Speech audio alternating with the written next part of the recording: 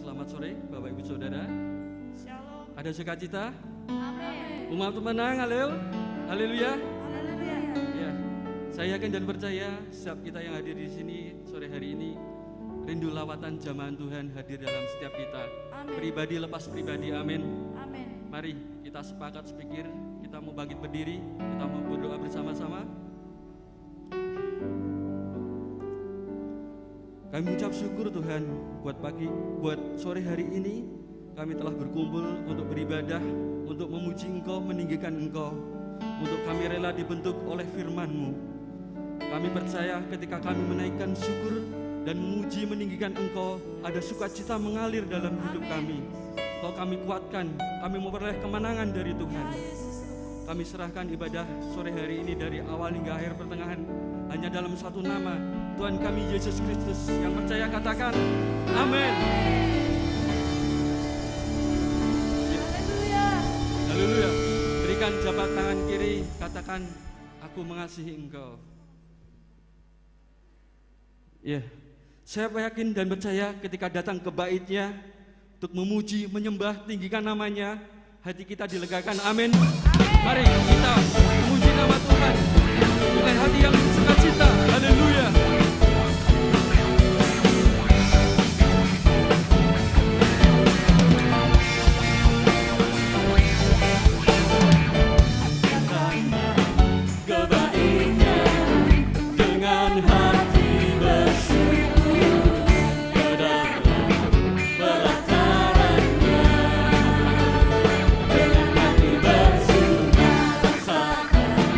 Dan lihatlah betapa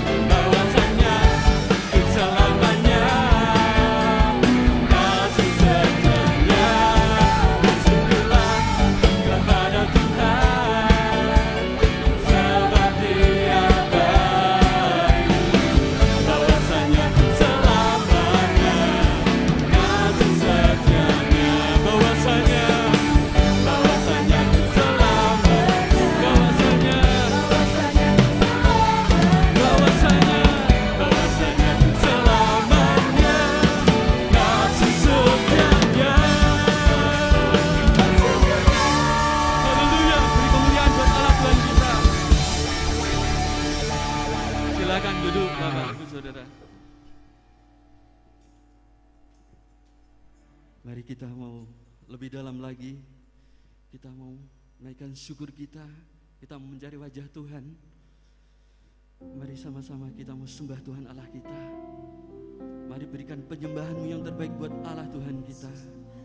Berikan syukur kita kepada Tuhan. Mari sembah Dia.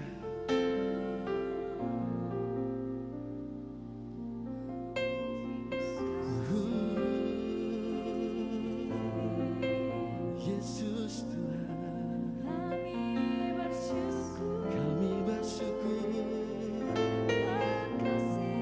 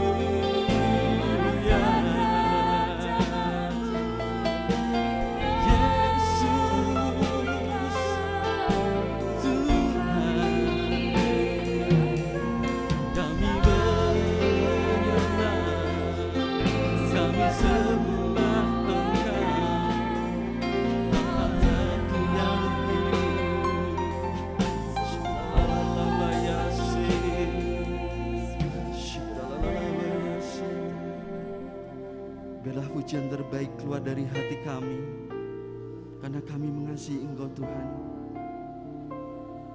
Engkau Yesus kami puja,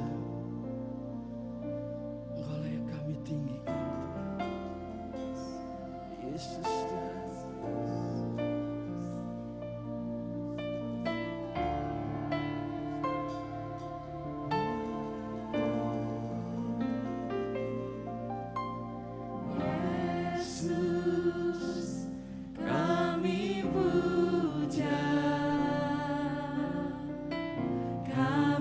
sembah sebagai Raja, berdiri di tengah kami, ditinggikan dan dipuji. Yesus kami puja, Yesus kami puja. Kami sembah sebagai Raja, berdiri di tengah kami, ditinggikan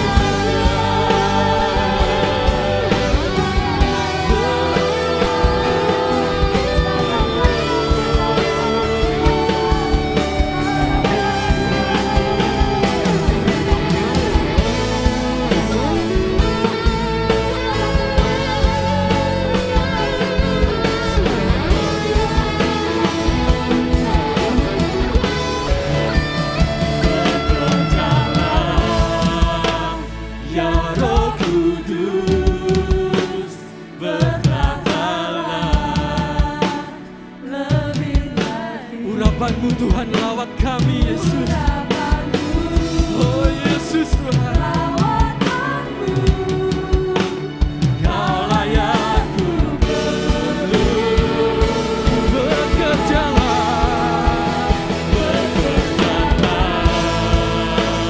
ya Roh Kudus.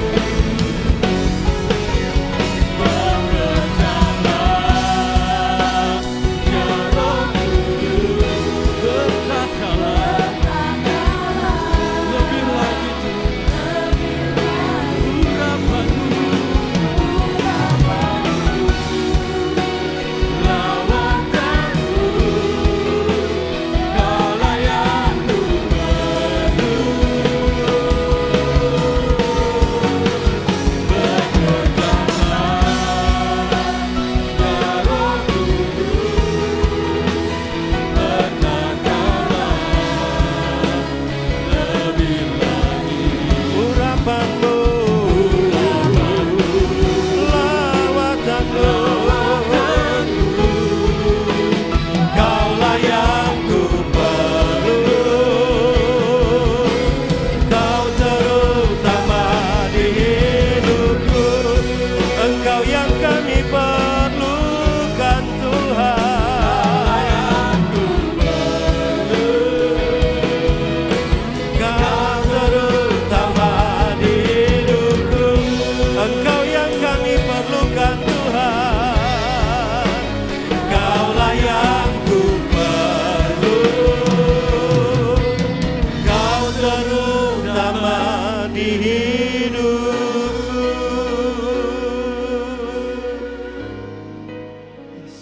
Bekerjalah lebih lagi atas kami sore hari ini. Nyatakan isi hatimu dan berfirmanlah Tuhan. Bertahta di dalam hidup kami, mengajar kami, sehingga kami terus diperbaharui di dalam kehidupan setiap kami sebagai orang yang percaya kepada Tuhan. Kami buka pikiran kami buka hati kami, untuk kami boleh menerima sabda firman-Mu sore hari ini. Mari Roh Kudus memberikan kami kecakapan untuk kami menangkap isi hati Tuhan. Di dalam nama Tuhan Yesus kami sambut firman-Mu. Mari yang diberkati Tuhan berkata, amin. Silakan duduk Bapak Ibu yang dikasihi Tuhan. Puji nama Tuhan, kita boleh bersyukur sore hari ini, di mana hari ini adalah minggu terakhir di bulan September. Dan hari ini adalah tema terakhir, kita berbicara tentang keuangan yang sehat. Nah Bapak Ibu yang dikasihi Tuhan, sore hari ini kita akan berbicara tentang kekayaan sejati. Sebagai dasar firman Tuhan, mari kita akan buka Alkitab kita terlebih dahulu di dalam Ibrani pasal yang ke-24 sampai 26 sebelum nanti kita akan masuk ke dalam kitab Lukas. Ibrani pasal yang ke-11 ayat yang ke-24 sampai yang ke-26, firman Tuhan berkata demikian, karena iman maka Musa setelah dewasa menolak disebut anak putri Fir'aun, karena ia lebih suka menderita sengsara dengan umat Allah daripada untuk sementara menikmati kesenangan dari dosa. Ia menganggap kehinaan karena Kristus sebagai kekayaan yang lebih besar daripada harta semua Mesir, daripada semua harta Mesir, sebab pandangannya ialah ia arahkan kepada upah. Nah Bapak Ibu yang dikasihi Tuhan, sore hari ini kita berbicara belajar dari satu pribadi yang luar biasa, yaitu Musa. Nah Bapak Ibu yang diberkati Tuhan, bagaimana Musa memandang bahwa kekayaan yang dia nikmati sebagai seorang bangsawan dari berkat yang dia terima ketika dia diaku sebagai anak oleh putri Fir'aun, semua fasilitas dia punya, kekayaan dia nikmati, kelimpahan itu luar biasa. Tetapi dia sadar bahwa apa yang dinikmati adalah sesuatu kesenangan yang sementara. Di mana Alkitab kita di dalam ayat yang ke-25 dikatakan, karena ia lebih suka menderita sengsara dengan umat Allah daripada untuk sementara menikmati kesenangan dari dosa. Nah, Bapak Ibu yang dikasihi Tuhan, kita tahu bahwa bangsa Mesir memperoleh segala kekayaannya itu dengan sebuah perbuatan yang sangat tidak baik. Mereka menerapkan yang namanya perbudakan. Dan kita tahu ketika perbudakan dilegalkan dan dijadikan sebagai sesuatu yang dihalalkan untuk memperoleh keuntungan sebesar-besarnya, maka tidak heran bangsa Mesir ini bisa membuat segala sesuatu, termasuk sampai hari ini begitu orang mengagumi peninggalan-peninggalan yang ada, dari piramidnya, dari jalan-jalannya, kuil-kuilnya luar biasa. Satu pencapaian yang sangat-sangat luar biasa. Tetapi kita tahu bahwa pada zaman itu mereka menerapkan perbudakan, di mana perbudakan ini adalah satu perkara yang di luar peri kemanusiaan. Manusia dijadikan dianggap sebagai binatang, bahkan dianggap tidak berharga, dibunuh pun layak, saudara. Dan untuk membangun kehidupan yang bisa mempengaruhi dunia, mereka menerapkan yang namanya kerja paksa, perbudakan ini dengan sangat keji. Untuk membangun jalan, untuk membangun hal-hal yang indah. Tentunya akan tidak heran apabila sebuah kerajaan bisa membangun jalan dengan biaya yang murah, karena budak tidak pernah ada yang dibayar, saudara. Dan budak tidak pernah ada yang kerja leda-lede. Kenapa? Karena ada pengawas-pengawas yang mengawasi ketika mulai malas-malasan, dihajar, bahkan sudah sampai tele-tele mau meninggal saja tetap dihajar, saudara. Sekuat tenaga diperas sedemikian rupa. Musa lebih memilih meninggalkan semuanya itu. Bagaimana tidak luar biasanya ekonomi bangsa Mesir. Kemarin saya melihat sebuah tayangan, sebuah wawancara dengan salah seorang pemilik jalan tol di Indonesia. Dan dikatakan, satu pertanyaan yang disampaikan, Pak, untuk membangun jalan tol 1 kilometer, 1 kilometer, membuat jalan tol 1 kilometer, itu anggarannya kira-kira berapa yang Bapak siapkan? Untuk per 1 kilometernya jalan tol. Dia berkata begini, untuk 1 kilometer jalan tol, saya menyiapkan dana antara 500 miliar sampai 600 miliar. 1 kilometer. Kalau 200 kilometer berapa uangnya? Itu hanya baru dari jalan tol. Bagaimana luar biasanya orang ini sebagai salah satu raja jalan tol di Indonesia. Yang namanya Raffi Ahmad saja sampai melongo-melongo, saudara. Kita tahu Raffi Ahmad itu satu pribadi yang kaya raya juga. Tetapi dengan raja jalan tol ini enggak ada apa-apanya. Saya membayangkan bagaimana luar biasanya. Sebegitu besar dana yang harus disediakan untuk membangun 1 kilometer jalan. Lah kalau membangun piramida, saudara, berapa? Zaman itu teknologinya Ya seperti itu, tetapi sampai hari ilmu pengetahuannya masih seringkali digali orang. Teknologinya, pengetahuannya kok bisa sampai batu segitu besar, belum ada alat berat. Begitu luar biasanya bangsa Mesir. Tetapi di sisi lain saudara, ada sesuatu yang Musa melihat bahwa sebetulnya toh enak untuk menikmati kekayaan bersama-sama orang Mesir. Tetapi dia mengerti bahwa kekayaan itu adalah kesenangan sementara, kenikmatan sementara. Tetapi justru dia mengarahkan pandangannya kepada upah yang nanti akan dia terima di hadapan Tuhan. Nah, Bapak Ibu Saudara yang kasih Tuhan, tentunya Musa mengerti ada berkat, ada kekayaan yang semu dan ada kekayaan yang sejati. Demikian juga dalam kehidupan setiap kita, ada kekayaan-kekayaan yang ilahi yang Tuhan beri atas hidup kita. Tetapi ada kekayaan-kekayaan yang tidak sejati, di mana di dalamnya membawa kita kepada sebuah kehidupan yang jauh dari Tuhan. Bahkan ketika kita hidup di dalam kekayaan yang tidak sejati, seringkali uang kita banyak, tetapi ada kutuk di dalamnya.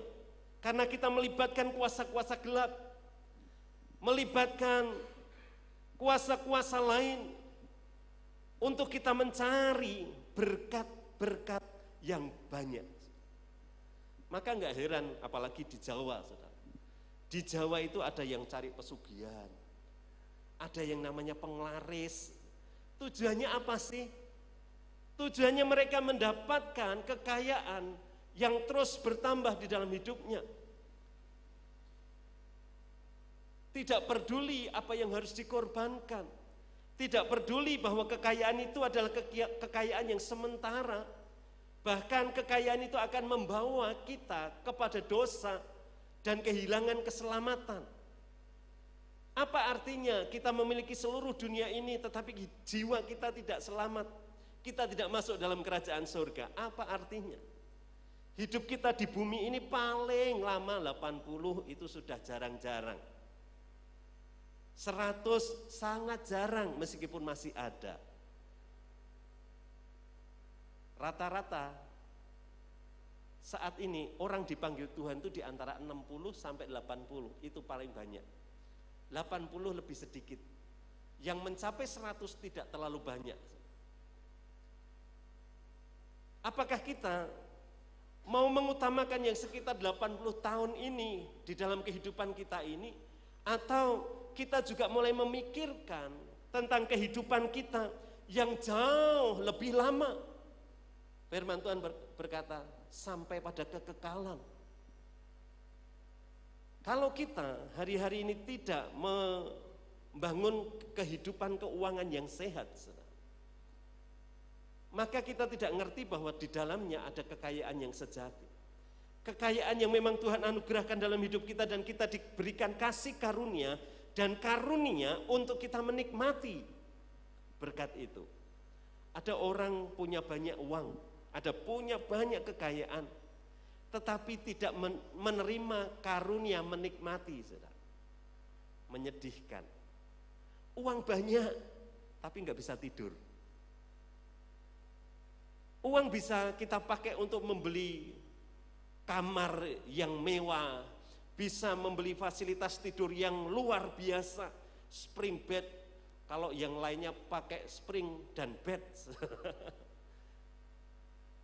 Ini pakai air. Pakai air nggak cukup, airnya yang bisa dingin, bisa panas. Tempat tidur ada yang kayak gitu. Wah, panas dingin tok, kurang Yahud. Cari yang lebih tinggi teknologinya. Tempat tidurnya dari air, bisa mijit lagi, saudara. Wih, keren. Bisa beli yang kayak begituan, bisa. Beli kursi yang bisa mijit sendiri, yang bisa menghangatkan sendiri. Ada sekarang, ada dan bisa. Meskipun kita punya kemampuan untuk membeli, apa artinya kalau kita tidak diberi kasih karunia untuk kita bisa istirahat dan tidur nyenyak. Ada orang-orang stres karena tidak bisa tidur. Mungkin bagi anak-anak remaja pemuda, wah ora iso turu itu Pak, justru keuntungan bagiku. Napa? Ngegame terus Pak, gaspol, ya toh? Nggak ada tugas, nggak bisa tidur, mau ngapain? Teman-temannya masih pada di udara ini, mengudaralah dia. Sehari, 2 hari, seminggu, kondisi kesehatan kita menurun. Kita lupa bahwa sebetulnya tidur itu adalah berkat Tuhan. Kenapa? Karena saat kita tidurlah berkat-berkat Tuhan itu dilimpahkan. Wes Pak, kalau gitu karena berkat Tuhan dilimpahkan pada waktu tidur, aku tidur terus. Ya kalau kamu tidur terus ya jadi kere. Tetapi maksudnya ada berkat-berkat ilahi dalam hidup kita yang Tuhan limpahkan, yang Tuhan beri saat kita tidur. Contohnya apa? Kesehatan. Kesehatan itu Tuhan alirkan ketika kita tidur. Di mana ketika kita tidur, darah kita, bahkan sel-sel tubuh kita itu memperbaharui diri, Saudara. Sel-sel kita yang mati, yang rusak, tumbuh dengan sel-sel baru. Sel darah merah kita itu bisa hidup ketika kita tidur. Ketika kita enggak tidur, Saudara, trombositnya bisa turun, HB-nya bisa turun. Itu diberi Tuhan. Kalau Tuhan tidak memberi itu, berapa berkat kita sebanyak apapun habis. Makanya kenapa kita hari-hari ini harus belajar tentang melihat bahwa sesungguhnya ada harta yang lebih sejati dari harta yang hari ini kita lihat. Ada harta yang memang Tuhan kasih berikan dalam kehidupan setiap kita dan harus kita perjuangkan, yang akan membawa kita menikmati berkat Tuhan semakin besar. Makanya kenapa kita perlu belajar bagaimana membangun kehidupan kita sehingga kita boleh menikmati apa yang baik, kekayaan yang membawa kita di dalam damai dan sejahtera. Ada banyak orang kaya justru karena kekayaannya itu membawa dia ke dalam satu kondisi yang membahayakan. Karena kaya, Saudara, kaya itu kan bebas toh. Anaknya masih PAUD, masih kecil, Saudara. Dikasih anting, dikasih kalung, dikasih gelang, kasih cincin, kasih gelang kaki, Saudara. Seperti toko emas berjalan. Kira-kira anak ini kalau tidak ada pendampingan, kalau dia tahu-tahu keluar sendiri atau bermain sendiri di tempat yang sepi, kira-kira lebih aman mana dengan anak yang tidak pakai apa-apa, dengan anak yang pakai emas di seluruh tubuhnya? Yang pakai emas di seluruh tubuhnya menjadi sasaran penjahat pertama kali. Benar? Dirampas, anak ini tidak bisa berbuat apa-apa. Saya pernah ketika saya kuliah di Semarang waktu saya masih muda, Saudara. Saya naik bis Damri, ya, bis Damri di Semarang. Ada seorang anak kecil pakai anting-anting, Saudara. Dan apa yang terjadi, Saudara? Berdesak-desakan karena waktu itu belum ada Gojek, belum ada Grab, Saudara. Sepeda motor aja tidak banyak orang yang punya. Satu-satunya pilihan adalah naik bis kota. Ketika naik bis kota tuh, tahu-tahu ada seorang anak kecil nangis teriak-teriak. Anak itu habis saja tidur, tapi Saudara, tahu-tahu anak ini nangis. Kenapa? Karena rupa-rupanya anting yang ada di telinganya dijambret, ditarik, akhirnya sobek telinganya, berdarah-darah, dan membuat satu bis itu menjadi panik, Saudara. anak kecil berdarah-darah kita ngelihat ya. Saya aja yang mahasiswa waktu itu, ngelihat bayi berdarah kupingnya, telinganya, saudara. Itu di hati itu rasanya ngeri, jengkel, takut, tumplek-blek jadi satu. Tapi mau nunjuk siapa, orang banyak nggak ngerti. Dan copet itu pinter, begitu narik nggak ngerti orangnya yang mana, ininya nggak mana, ditaruh di mana itu barang nggak ngerti. Dan satu bis itu saudara, tidak lagi konsentrasi mencari siapa pelakunya, tapi bagaimana anak ini bisa tertolong dengan baik. Anak ini diam, mengerikan. Apa artinya kekayaan kita kalau membawa kita kepada satu kehidupan yang tidak mendatangkan damai dan sejahtera? Mungkin hari-hari ini kita masih mengejar kekayaan yang semu, yang tidak mendatangkan sukacita yang ilahi dalam hidup kita dan tidak memiliki nilai kekekalan dalam hidup kita. Mari kita ubah. Lukas pasal yang ke-12 ayat yang ke-15. Lukas pasal yang ke-12 ayat 15 mengajar bagi saudara dan saya. Di sana dikatakan, katanya lagi kepada mereka, ini perkataan Tuhan Yesus kepada murid-muridnya, berjaga-jagalah dan waspadalah terhadap segala ketamakan. Sebab walaupun seorang berlimpah-limpah hartanya, hidupnya tidaklah bergantung daripada kekayaannya itu. Ini menjadi satu hal yang menjadi perhatian bagi kita, saudara dan saya, supaya kita menikmati apa yang baik, memiliki kehidupan keuangan yang baik, yang sehat, saudara. Satu hal yang harus kita waspadai adalah bahwa kita harus berjaga-jaga dan waspada. Terhadap apa? Terhadap ketamakan. Saya belajar dari Kamus Besar Bahasa Indonesia. Apa sih ketamakan itu? Ketamakan itu adalah keinginan yang sangat besar. Ketamakan itu adalah keinginan yang sangat besar untuk memiliki kekayaan, harta, benda untuk dirinya sendiri, jauh melebihi dari kenyamanan dan kebutuhan dasar untuk hidup yang berlaku pada umumnya. Jadi di situ saudara, ada yang namanya keinginan yang sangat besar dan jauh melebihi dari kenyamanan dan kebutuhan dasar yang berlaku pada umumnya. Itu tamak. Dan keinginan seperti ini adalah keinginan yang dimiliki oleh banyak orang yang tidak mengerti kebenaran.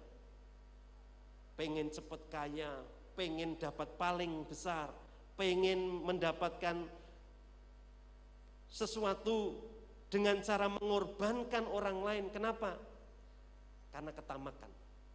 Kepengen mendapat bagian, mendapatkan sesuatu yang sangat besar, bahkan jauh melebihi.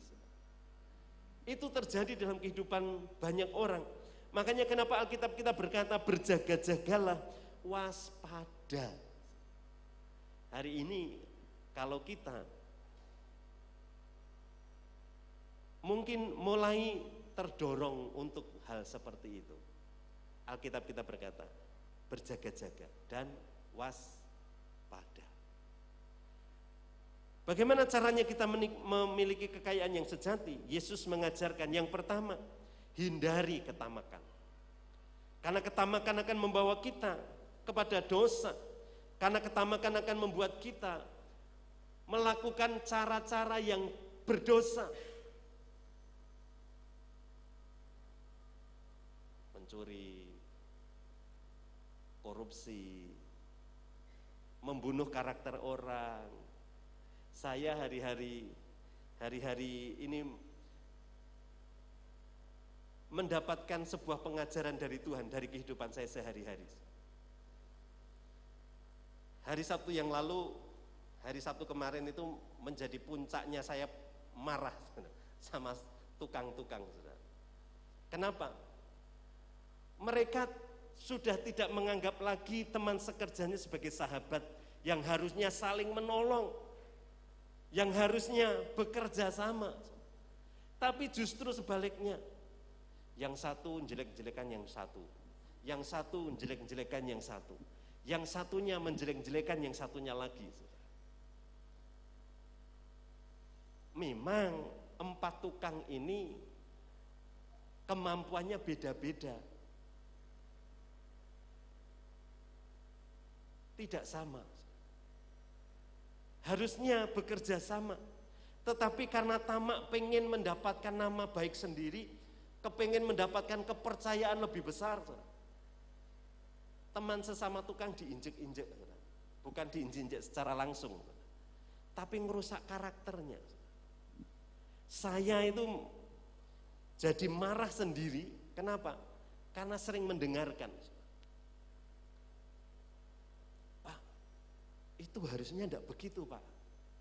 Lah saya ngomong, lah kalau harusnya enggak begitu, kemarin bukankah ketika saya diskusi tentang hal itu, jenengan juga tak ajak bicara, dia tak ajak bicara. Kenapa sekarang baru ngomong, Pak itu harusnya enggak begitu? Diem. Sudah? Lagi, yang lain kerja. Menurut saya bagus. Tapi orang ini tahu-tahu turun dari tempat dia bekerja, mendekati saya. Kemudian dia berkata, Pak, mosok sih ngelepo segitu 4 hari nggak selesai? Oh ya? Kemudian saya lihat, saya hitung-hitung, tingginya 3,5 meter, panjangnya 6 meter. Itu panjangnya bangunan. Lebarnya 3,5 meter tinggi, lebarnya 3 meter. Berarti kanan kiri, kalau 3 kali 6 sudah 18 meter. Kali 2 sudah 30 sekian meter. Ditambah 3 kali 5 meter, itu 15 meter. Itu hanya dalam waktu 2 hari, ngelepo selesai. Lah sedangkan orang yang bilang itu, Pak segitu kok lama. Sedangkan apa yang dia buat? Kamar mandi ukuran 2 meter kali 1 meter. Pasang batu bata. 1 minggu itu enggak selesai. 1 minggu enggak selesai. Saya sampai geleng-geleng. Kapan Tuhan hari Sabtu? Kapan Tuhan hari Sabtu? Kenapa? Rasa-rasanya ini saudara, kalau memang kelemahan pekerjaan oke. Karena di tempat kita yang bekerja itu ada yang sudah sepuh. Kadang-kadang dia cepat, kadang-kadang ketika badannya kurang enak, dia tidak bisa terlalu cepat. Tapi dia bilang, Pak, sepurone nggih Pak, hari ini saya tidak terlalu sehat, jadi saya tidak bisa terlalu cepat seperti biasanya. Enak, ini tidak. Dia sendiri hanya memasang batu bata. Ukuran 2 kali 1,5 meter itu 1 minggu, bayangkan. Kamar mandi itu tingginya enggak sampai 3,5 meter. Hanya sekitar 2,5 meter itu kamar mandi. Enggak selesai-selesai. Seperti itu masih turun. Itu Pak. Saya rasanya jengkel, saudara. Dia pikir kalau dia banyak ngomong sama saya itu, saya semakin muji dia dan mengandalkan dia. Hari Jumat saya sudah mulai kasih rambu-rambu. Pak, minta maaf, uang pembangunan sudah mulai menipis. Minggu depan akan ada yang saya kurangi, saudara. Nah, ketika mereka tahu akan ada yang dikurangi, saudara, intensitas menjelek-jelekannya itu loh, tamaknya itu semakin kuat, saudara. Untuk apa? Mendapat keuntungan pribadi. Biar dia nanti yang dipakai, biar nanti mereka yang tetap melanjutkan kerja, teman yang lain terserah mati, terserah keluar, saudara. Dan benar, orang ini gosoknya saya semakin kenceng, saudara. Sampai saya itu rasa-rasanya males. Ketika ketemu gitu, dia mau, Pak, oh ya Pak, sebentar saya tinggal pergi. Dia datang lagi, Pak, sebentar ya Pak, saya tinggal datang. Kenapa, saudara? Sudah jenuh, saudara. Jenuh apanya? Dia menjelek-jelekan orang tapi hasil pekerjaannya tidak seperti yang saya harapkan. Saya hanya berkata, Tuhan kapan hari Sabtu? Tuhan kapan hari Sabtu? Kenapa saya pilih hari Sabtu? Karena hari Sabtu mereka gajian. Nah, kalau terima gaji, saudara, itu rodok diseneni itu enggak sakit hati, saudara. Kenapa? Bar entuk duit diseneni gak apa-apa. Akhirnya hari Sabtu benar terjadi. Saya kumpulkan semua bapak tukang, Pak, sekali lagi saya minta maaf, harus ada tenaga yang saya kurangi, harus ada tukang yang saya kurangi. Kemudian saya sampaikan, Pak, minta maaf, jenengan besok hari Senin sudah tidak bekerja di tempat ini gajinya Bapak. Dia kaget, loh kok ternyata aku yang dikeluarkan, kok bukan teman yang lain yang dikeluarkan. Kenapa? Di dalam keinginan yang semakin besar untuk menikmati, untuk memperoleh bagian yang dilakukan dengan cara yang tidak pantas, itu ketamakan. Membunuh karakter orang, menjelek-jelekan teman sendiri. Akhirnya saya katakan, Pak, Bapak yang harus. Loh Pak, tapi saya yang paling pintar sendiri, saya tidak cari orang pintar. Saya cari orang yang bisa bekerja sama dengan saya. Orang yang berani menunjukkan kesalahan dengan terang-terangan, daripada memuji-muji di depan, di belakang ngajak perang. Tamak. Itu akan mendorong kita menghalalkan segala cara. Kita harus menghindari ketamakan. Yang kedua, untuk menikmati harta yang sejati di dalam kehidupan kita, kita harus menghindari ketergantungan kepada kekayaan. Kita tidak bergantung mutlak pada kekayaan. Kalau enggak ada mobil yang mereknya ini, ketenanganku hilang. Orang tergantung sekali kepada kekayaan sehingga tidak bisa menikmati apa yang sebetulnya baik yang Tuhan sediakan. Di dalam Lukas 12 ayat yang ke-15b di sana katakan, sebab walaupun seorang berlimpah-limpah hartanya, hidupnya tidaklah bergantung pada kekayaan itu. Hari-hari ini ada satu bagian yang harus kita sadari bahwa tidak semua kekayaan kita ini bisa menjadi gantungan kita. Atau dengan kata lain, hidup kita ini tidak bisa sepenuhnya kita gantungkan dengan kekayaan. Tidak bisa. Kenapa? Karena justru kadang-kadang kekayaan membawa kita kepada bahaya. Betul ya? Contohnya anak kecil tadi, kaya, tetapi tidak banyak orang yang sadar bahwa kekayaannya itu bisa membawa kepada kecelakaan. Karena kaya, mobil biasa itu tidak menyenangkan. Pakai mobil yang Lamborghini, saudara. Wing kalau jalan, saudara.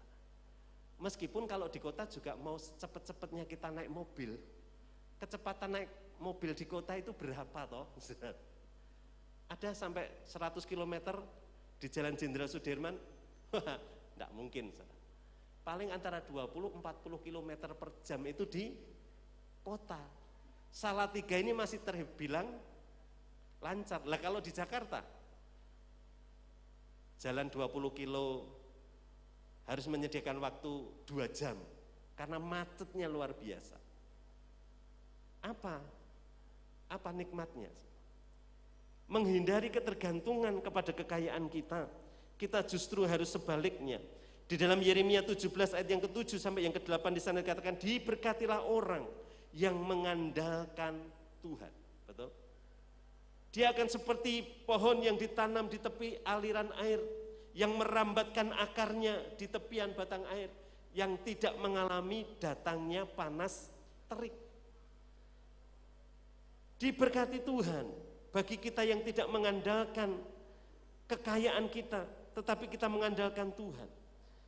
Kita seringkali tergantung dengan kekayaan kita. Ketika kekayaan itu tidak ada, kita merasa kehilangan semua apa yang baik dalam hidup kita. Padahal seringkali kekayaan kita tidak bisa menolong. Orang kalau sudah di ICU,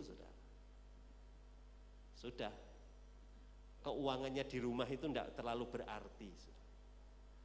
Kenapa? Sekarang BPJS saja juga bisa masuk ICU dan bagus. Enggak perlu harus kaya, Anda bisa masuk ICU. Bisa dirawat di ICU, enggak harus kaya sekarang. Tetapi meskipun Anda kaya, ketika Anda ada di ICU, andalan kita hanya satu, Tuhan. Nah, sudah enggak bisa apa-apa. Oksigen yang lainnya gratis, dia harus pakai selang. Hanya bisa berdiam, hanya tidur dan tidak bisa bergerak apa-apa. Siapa yang bisa andalkan? Tuhan. Pendeta itu laris kalau sudah ada yang masuk ke ICU. Yang dicari siapa? Pak Pendeta. Pak, sudah koma. Oh, masih koma ya? Habis itu titik atau masih koma lagi? Betul?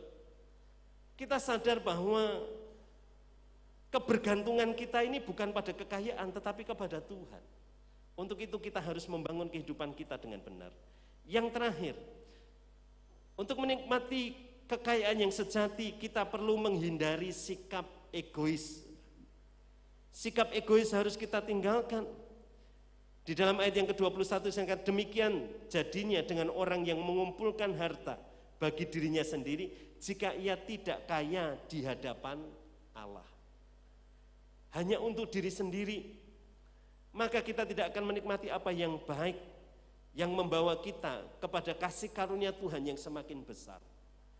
Saya bersyukur anak-anak muda kemarin tanya kepada saya, Pak Gembala, Pak Mul, kenapa? Mbok kami ini dikasih nama-nama jemaat yang kriterianya 1 begini, 2 begini, 3 begini, 4 begini. Oke, untuk apa kamu cari jemaat yang kriterianya seperti itu?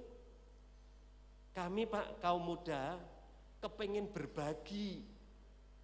Ada yang sudah bekerja, ada yang sekolah, kami kumpulkan berkat. Kami rindu memberkati jemaat Tuhan di gereja kita. Yang pertama yang sepuh, yang kedua yang memang dalam keadaan kurang mampu, yang ketiga bebannya banyak. Saya sebutkan 1, 2, 3, 4, 5 dan seterusnya. Mereka enggak minta uang sama gereja.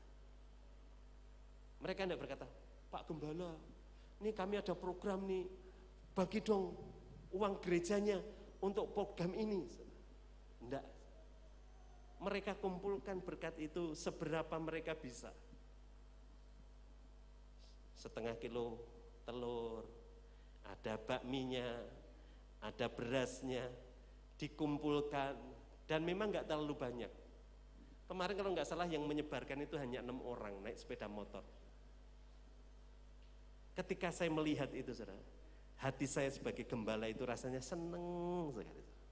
Kenapa? Mereka memiliki kepedulian, mereka menikmati sukacita dari menabur, saudara. Saya lihat wajah-wajah mereka itu berseri-seri, saudara. Mau kemana? Mau ke tempat Mbah itu. Pak, Mbah ini rumahnya mana? Ibu ini rumahnya yang sebelah mana? Jalannya yang mana? Dibuatkan peta, saudara. Ini ke sini, terus ke sana, terus ke sana. Ada sukacita, saudara, yang saya lihat dari hidup mereka. Bagaimana kita? Kekayaan yang Tuhan percayakan kepada kita harusnya kita gunakan sesuai kehendak Tuhan. Salah satunya bahwa kita harus membawa berkat atas hidup orang di sekitar kita, keluarga kita, sahabat kita, teman-teman kita, jemaat Tuhan, menikmati dari apa berkat yang Tuhan percayakan atas hidup kita. Maka saya yakin percaya, ketika kita menabur kita akan pasti menuai pada waktunya Tuhan. Mungkin kita tidak menabur, tidak menuai sama dengan yang kita tabur. Kita nabur berkat, mungkin kita mendapatkan jalan-jalan baik atas hidup kita. Mendapatkan pertolongan Tuhan yang tepat pada waktunya itu luar biasa. Hari ini saya rindu bahwa kita mulai membangun kehidupan kita. Miliki, kejar kekayaan yang sejati atas hidup kita. Kekayaan di mana kita mengandalkan Tuhan atas seluruh hidup kita. Dan membawa berkat yang Tuhan beri atas hidup kita menjadi berkat bagi orang lain. Kiranya Tuhan Yesus memberkati.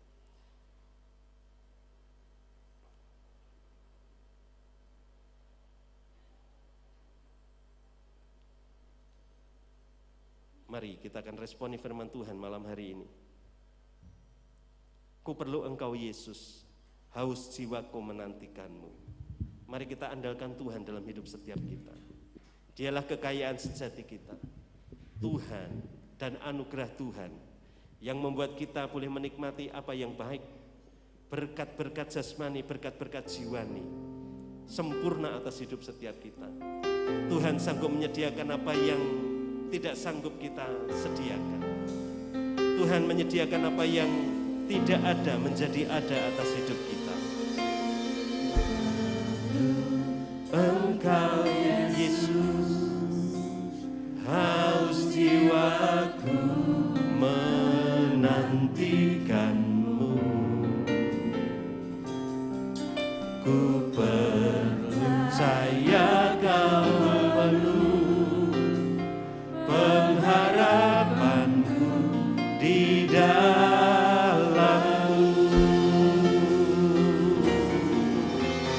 Yesus, hanya Kau yang ku andalkan, melebihi siapapun juga. Yesus, hanya Kau yang ku percaya.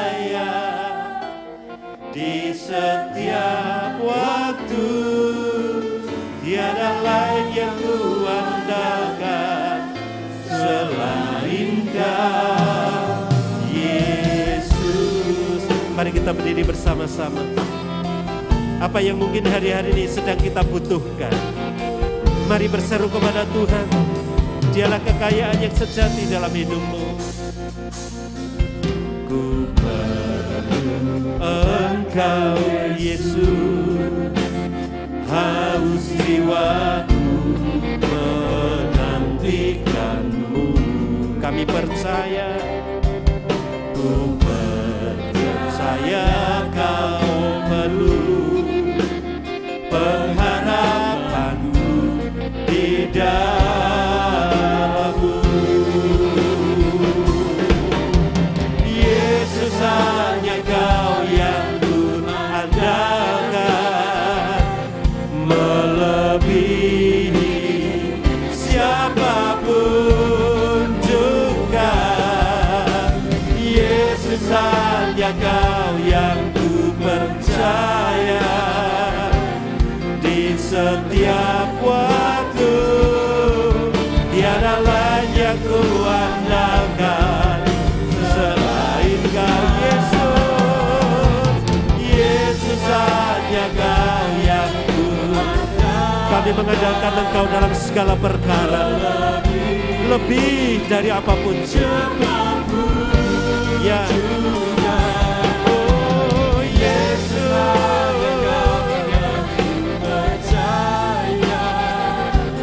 di setiap waktu tiada lain yang ku andalkan selain Kau. Tiada lain yang ku andalkan selain Kau. Tiada lain yang ku andalkan selain Kau Yesus. Biarlah kami tidak mengandalkan apa yang kami punya, tetapi kami mengandalkan Engkau, Allah yang berkuasa, Raja di atas segala raja, Allah pemilik alam semesta, dan Allah yang mengasihi setiap kami. Biarlah kami menggantungkan hidup kami hanya kepada Tuhan, berharap hanya kepada Tuhan. Kami bersyukur kalau hidup kami ada di dalam kelimpahan. Kami tahu ada bagian yang harus menjadi bagian di dalam hidup kami untuk kami memperhatikan orang lain. Kami tidak egois, kami menabur, baik di dalam kehidupan orang-orang di sekitar kami maupun bagi pekerjaan pelayanan Tuhan yang Tuhan percayakan atas hidup kami. Demikian juga bagi setiap kami yang mungkin hari-hari ini kami sedang mengalami kekurangan. Ada kebutuhan-kebutuhan yang sangat besar dan mendesak yang menjadi kebutuhan kami hari-hari ini. Kami percaya kepada Engkau dan kami mengandalkan Tuhan, bahwa Engkau Tuhan yang sanggup menyediakan apa yang kami perlukan. Bahkan apa yang tidak ada menjadi ada, karena Tuhan sanggup mengerjakannya. Untuk itu kami menyerahkan hidup kami di dalam anugerah dan berkat Tuhan. Biarlah kami boleh diberkati oleh Tuhan ketika kami hidup di dalam kebenaran-kebenaran-Mu dan kami menikmati apa yang baik yang Tuhan berikan atas hidup kami. Terima kasih Bapa untuk firman-Mu. Terima kasih untuk teguran yang Tuhan beri. Terima kasih untuk pengajaran yang Tuhan berikan atas hidup kami, dan biarlah mengubah hidup kami. Kami menjadi cinta Tuhan dan membangun kehidupan keuangan kami yang sehat. Terima kasih Bapa, kami bersyukur. Dalam nama Tuhan Yesus kami berdoa. Amin. Silakan duduk Bapak Ibu. Adakah Bapak Ibu Saudara yang berulang tahun pada bulan September? Saya rindu berdoa bagi saudara. Ada yang berulang tahun di bulan September? Silakan maju sayang. Ada yang lain lagi yang berulang tahun di bulan September? Mari Bapak Ibu kita akan mendoakan anak Sat. Anak kita yang sedang berulang tahun oleh kasih karunia Tuhan. Andalkan Tuhan dalam hidupmu, Aji. Tuhan memilih engkau dan percaya Tuhan sanggup menyediakan apa yang engkau perlukan. Tuhan memberikan apa yang baik di dalam hidupmu. Melebihi siapapun. Aku memberkati engkau dengan kasih karunia Tuhan dalam hidupmu. Tuhan yang memegang masa depanmu. Engkau menjadi umat pilihan Tuhan yang disayangi dan dicintai Tuhan. Ketika engkau mengandalkan Dia dan terus menyerahkan hidupmu kepada Tuhan, Tuhan akan memberikan apa yang terbaik di dalam hidupmu. Dia akan menjadi Bapamu, Dia akan memegang kehidupanmu dan memberikan kasih karunia. Tuhan memberikan berkat-berkat jasmani, Tuhan memberkati kesehatanmu, bahkan masa depan yang indah disediakan Tuhan. Keberhasilan Tuhan berikan atas hidupmu. Diberkati engkau dengan berkat-berkat ilahi yang akan turun dalam hidupmu malam hari ini dan seterusnya. Di dalam nama Bapa, Putra, dan Roh Kudus. Di dalam nama Tuhan Yesus kami berdoa. Haleluya.